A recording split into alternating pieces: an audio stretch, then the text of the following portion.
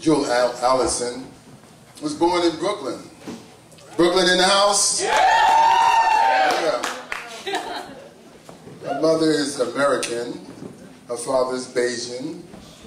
Jewel came up in a family that knows about cultural richness, especially in Brooklyn, walking around, running into the likes of Max Roach and Randy Weston and Lena Horne.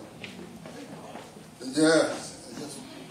She still, oh, don't put it on, don't do that to your girlfriend. Yeah, Lena. Jewel had many influences like Nikki Giovanni, Maya Angelou, Mary Baraka, Langston Hughes, Sonia Sanchez, E.E. Cummings, just to name a few. And this is her coming out party as a poet here at the New Week in Poets Cafe. She's performed poetry here before, but not as a feature, so we feel very proud. And it's a pleasure to have her here on this stage. She's performed at Bob Law's National Leadership Alliance program. She's performed in Jersey with the likes of Dwight West, Baraka's brother-in-law, at the JT restaurant in Newark, and the Ulysses Slaughter tribute at Sugar Hill Restaurant in Brooklyn. Jewel is a graduate of NYU. It's after for NYU, my son went there. And she wants you to know that April 23rd, her new book will be out on the stands, and it's called Stealing Peace, and she'll be at Barnes & Noble's for a major reading that she's going to be doing there. So we want you all to check. We have some brochures about that around here also, so we'll give that to you. But let's have no more said to me about this, and let's move into Jewel Allison, and she takes you into the spoken word.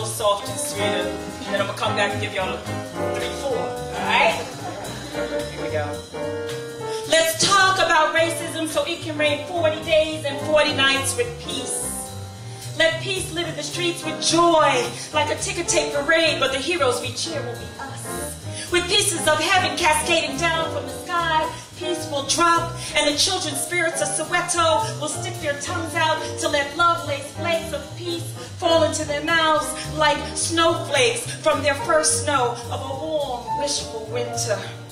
When we talk about racism, words will be shaped into hearts, flooding office corridors to travel away from water coolers and away from bulletproof cubicles to seep into the air we all breathe.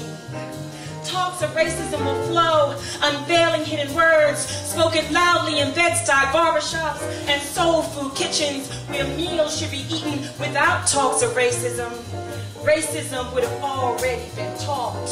Candlelight dinners for new lovers with new hopes and new dreams won't be spoiled with talks of racism.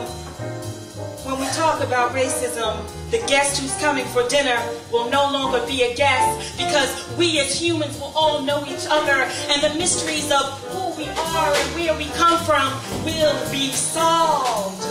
Mother Africa's little children named England, Belgium, France, and Spain can all come back home again because a mother's love is always forgiving.